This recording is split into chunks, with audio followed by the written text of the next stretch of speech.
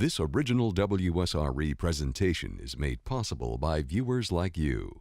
Thank you.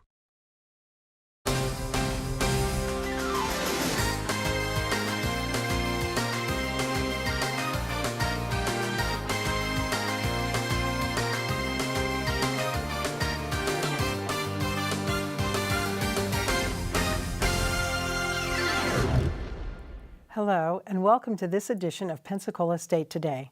I'm your host, Jill Hubbs, and thank you very much for joining us. On this program, we're going to enjoy a conversation with Dr. Ed Meadows, the president of Pensacola State College, and his special guest, the Chancellor of the Florida College System, Dr. Madeline Pumariega. Chancellor Pumariega oversees the Florida Department of Education's Division of Florida Colleges, with more than 800,000 students from 28 public, state, and community colleges. And it is indeed an honor to have both of these distinguished guests on our program today. So welcome to both of you, Chancellor and President Meadows. Nice to have you both with us, and we've got a lot to talk about. There's some exciting things going on with Florida's colleges. Thanks, Jill. Thanks for having me here. We appreciate it. You know, some of our viewers may not be familiar with the Florida college system, so if you could kind of give us a brief overview of it and kind of tell us how it works. So the Florida college system, as I really believe, Florida's workforce engine. Our 28 colleges were designed to be close to home. Within just a few miles from anyone's home, they should have access to one of our colleges that can provide programs from short-term certificate programs that put you into a job right away, to an associate's in science program that helps students prepare for highly technical careers like nursing, but also general education courses so that they can continue into a bachelor's degree. And then the hallmark of our college is our Associates of Arts. Many students that complete high school, actually 65% of seniors that finish high school in Florida attend one of our 28 colleges to begin their post-secondary career. And most of them earning an Associates of Arts and then utilizing what is a national model for articulation, our 2+2 agreement to enter one of our state universities. And here in Pensacola, that partnership with Pensacola State College is with the University of West Florida. And so we see that across the state. And that's why I'd like to refer that our colleges are the workforce engine of our communities and of our state. Absolutely, and here at Pensacola State College, Dr. Meadows, we're an integral part of the Florida college system, and we've grown and evolved over the years, haven't we? We certainly have, and of course, as our Chancellor said, we pretty much mirror the outline of being our bread and butter, or our primary focus is twofold. It's on the university transfer, and then on the workforce programs that could be a certificate or an associate degree. And we have an entire campus dedicated to nursing and health science, which is one of our largest enrolled programs in the workforce arena. And of course, the big emerging field right now is cybersecurity. And we were the first in the state to initiate a baccalaureate degree in cybersecurity. And Northwest Florida is becoming a hub for cybersecurity companies. And of course, if you look at the health science area and the cybersecurity area, the next in line would be business and management, accounting, those kinds of programs. We also have some programs that have immediate impact in Northwest Florida because of the tourism industry. So we have hospitality, culinary, cosmetic arts, and those kinds of programs. So we're very comprehensive, not only on the credit side, but also the non-credit side for workforce training. So we pretty much mirror the traditional community college concept, but in addition to that, offering the workforce baccalaureate degrees. And it's exciting because Pensacola State College is actually celebrating 70 years. That's right. 1948, started in a boarding house, and now look where we are now. We have 3 campuses and 3 centers spread across Santa Rosa and Escambia County, so we have close driving access for students and degree programs online as well.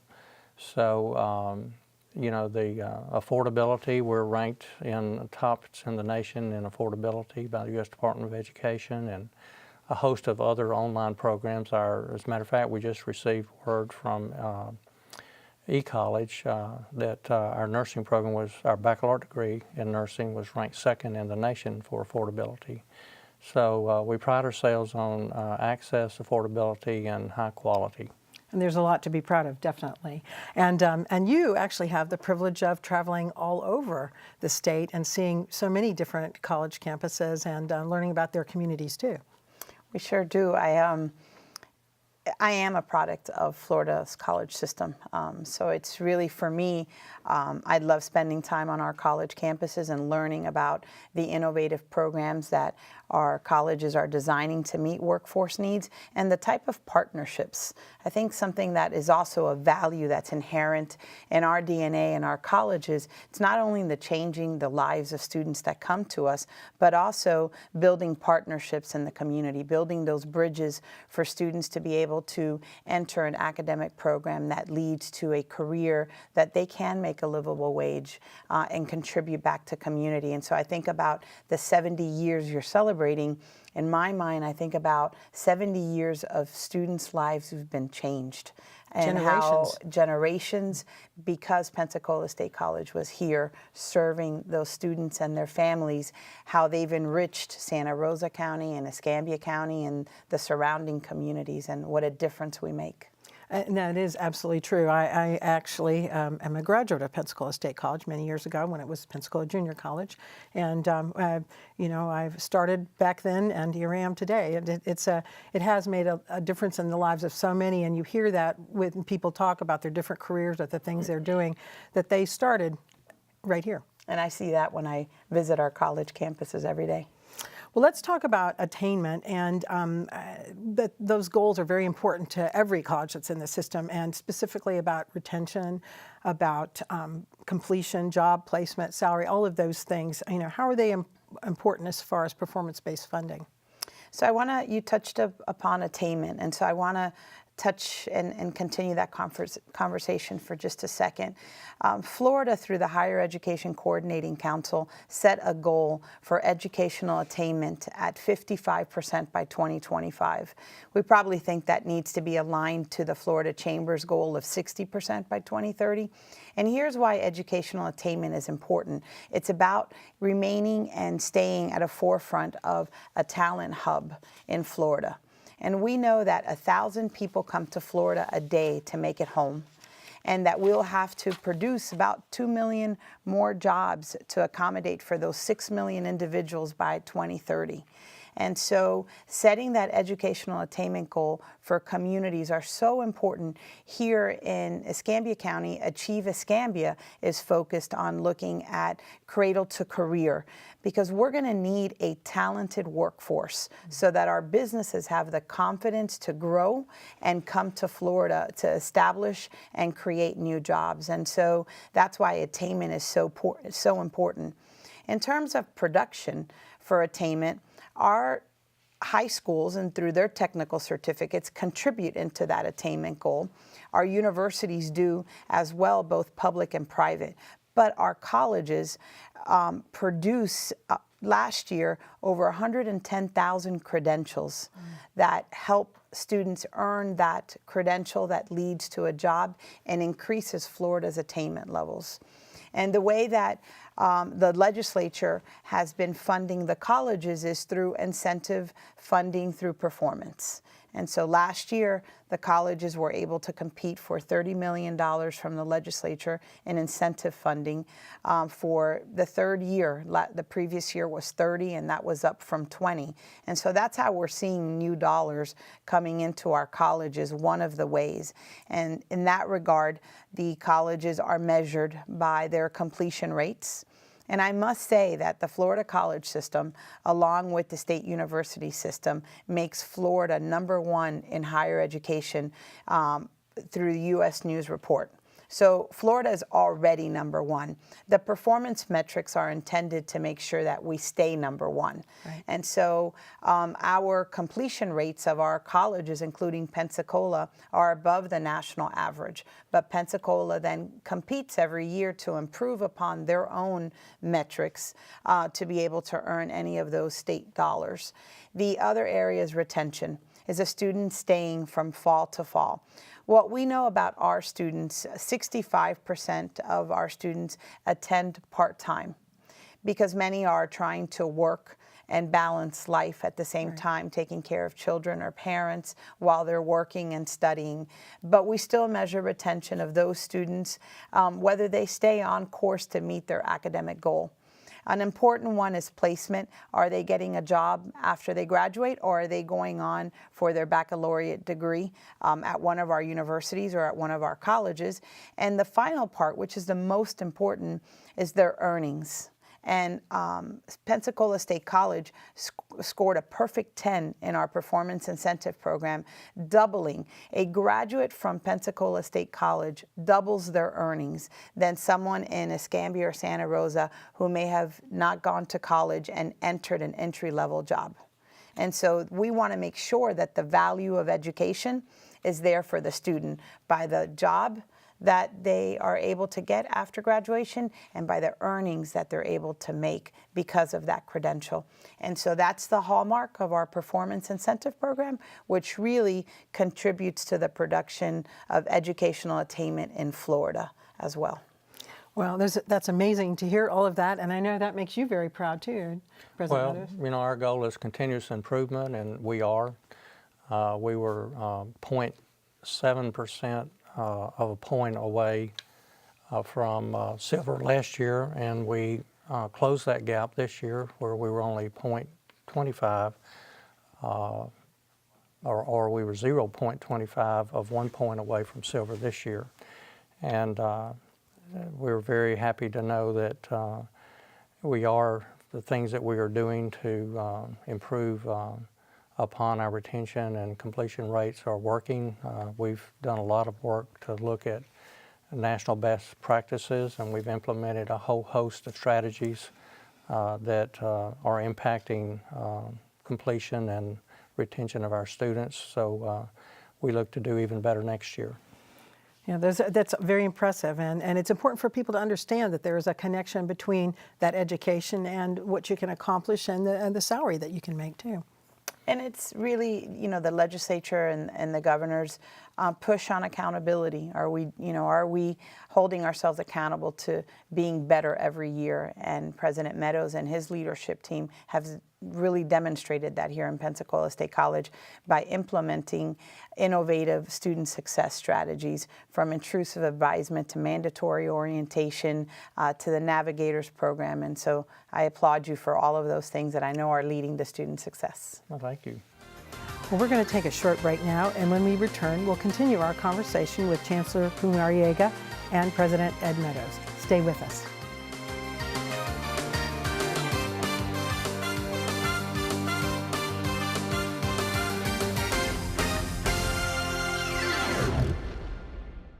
Welcome back. You are watching Pensacola State Today on WSRE TV, PBS for the Gulf Coast. On our program today, we are joined by the Florida College System's Chancellor, Madeline Pumariega, who is here with us from Tallahassee, and Dr. Ed Meadows, the President of Pensacola State College. We want to talk about another component that's very important to the college system, and that is workforce training. Let's talk about what that means statewide, and then we'll talk to President Meadows about specifics here at Pensacola State College. Sure, Jill, thanks. I think it's so critical, the workforce for Florida, and making sure that we have that talent that our business leaders really are asking us to develop every single day to meet the industry demands. And in that regard, when you think about the graduates from last year, just of the Florida college system that graduated this past academic year, about 50% are enrolled in a workforce program. The other 50% are our traditional AA students going to our universities, but our workforce students are enrolled in industry certifications, certificate programs. Those are the fastest growing academic programs. They're enrolled in associate degree programs that our faculty oftentimes are industry leaders that teach in those programs, and they serve on advisory board members. So we're aligning our curriculum to the industry and what the industry needs. And a small portion of our students are enrolled in workforce baccalaureates, those degrees that even after the universities in the area are able to graduate students in those programs, there's still a need, because our industry partners are asking us to. And those programs modeled very much like the Associates in Science, industry leaders teaching in those courses, along with advisory board members aligning curriculum and expertise to what the industry needs. 9 out of 10 of our graduates stay right here in Florida to work, right in their community. And when you look at first responders, the Florida college system has the awesome obligation of being that center point of training for many of our first responders, as well as for our returning veterans that are coming back and wanting a workforce credential so they can reintegrate and work. And our Florida college system, and here in this area, Pensacola State College, Northwest Florida State College, Florida Gulf Coast, all recognized nationally for being military friendly colleges, because they have great partnerships with businesses that lead veterans to able to go back to work in the area, as well as our students. So that's just so critical to our state and our communities, the role that our colleges play in workforce preparation programs. And President Meadows, what would you say the most popular courses to enroll in workforce courses here at Pensacola State Colleges? Which ones are the most in demand? Well, let's talk about the region and the Khaki Coast before we go into specific kinds of programs. If you look at our overall enrollment, almost 20% of our enrollment is active military, their dependents, and veterans and their dependents. And in looking at the legislation that was passed last year that allows us to waive certain fees for the military, we're seeing an upswing in that percentage for active military, since they no longer are required to pay those fees. The region itself, we're unique. We're surrounded on two sides by Alabama, and for that reason, not only do we get the Florida residents, but $10 differential on tuition makes our tuition less for Alabama residents than what they can pay in Alabama at a 2-year associate degree granting institution. So we're serving the region that includes Alabama. And if you look at the job scope of available jobs, you have to look regionally. For example, we have the shipyards providing transportation for Florida residents completing our welding program to go to work in the shipyards. If you look locally, I think we're a medical hub, and with major hospitals and the system of hospitals that extend all the way across the Panhandle. So our health science and nursing programs are extremely important to this region for workforce training all the way up to the baccalaureate degree, which is a 2+2 program. You have to have the associate degree before you can enter the baccalaureate degree programs, and they're all workforce related. So even though, and we do see an upswing in the number of students enrolling in the baccalaureate degree programs, but it's still a very small percentage of our overall enrollment.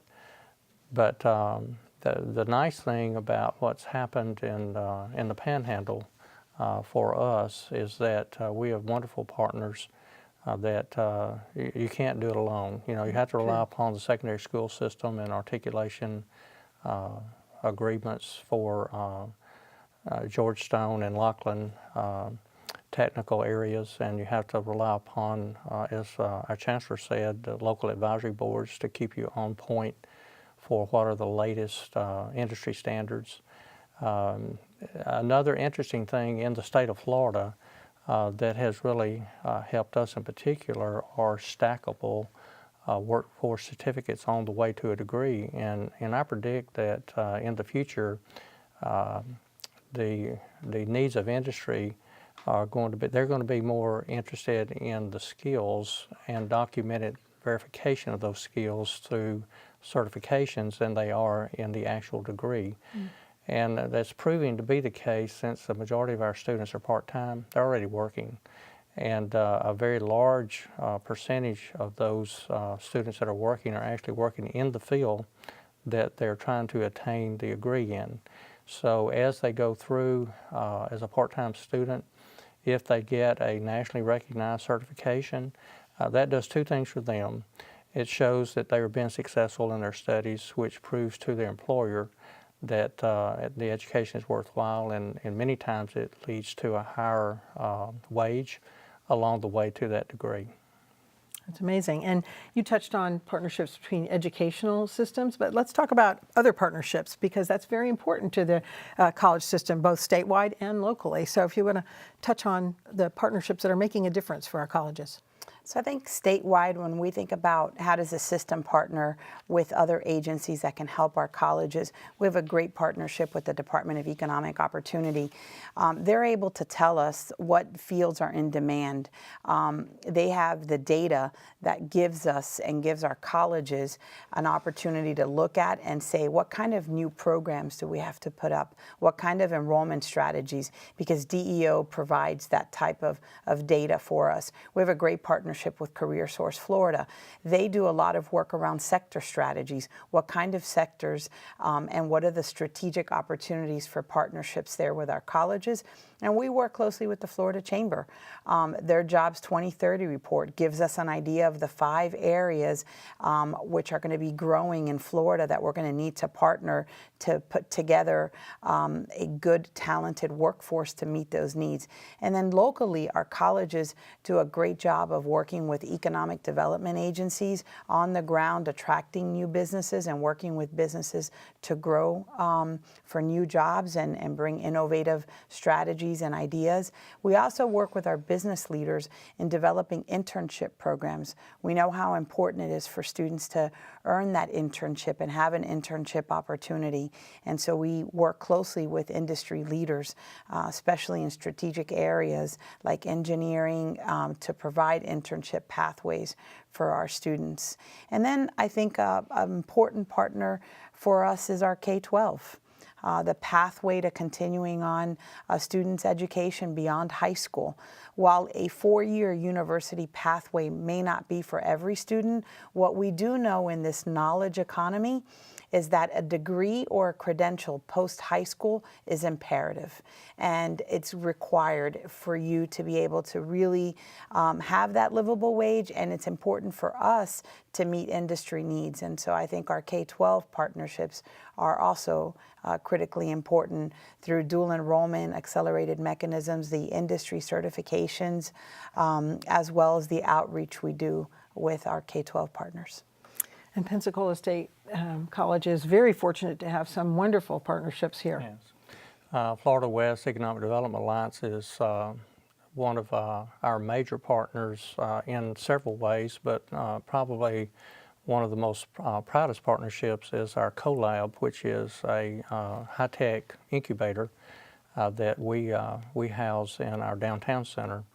And we just allowed them to expand from, this is a 4-story building, and they've had the 2nd and 3rd floors. Now they're going to have the 1st floor, and they're currently renovating that space to allow them to expand, to add new startup businesses that are advanced technology and web-based that actually diversify our economy in the Pensacola area. And we've had some very successful graduates that are in business and doing very well.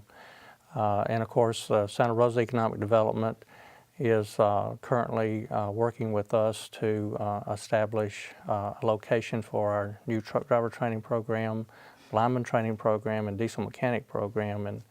And those would be phased in as truck driving first, then lineman, and then diesel. The state of Florida has used some unique ways to solve parts of the pollution problem, but also the economic cost of fuel by integrating hybrid diesel trucks with natural gas. And the carburation system is so very complicated that we think that diesel mechanics is going to be an up-and-coming, great labor force need in the state of Florida. So we're looking at that to implement after we get the other two programs established. And of course, we can't forget even our nonprofit partners, United Way, for example. We have a wonderful partnership with them where they come on campus and we do free tax processing for residents that can't afford an accountant, and our students engage and get on. Our business students get on-the-job training, helping prepare taxes for people. A lot of people may not know, but this is also the National Center for Lamar Advertising.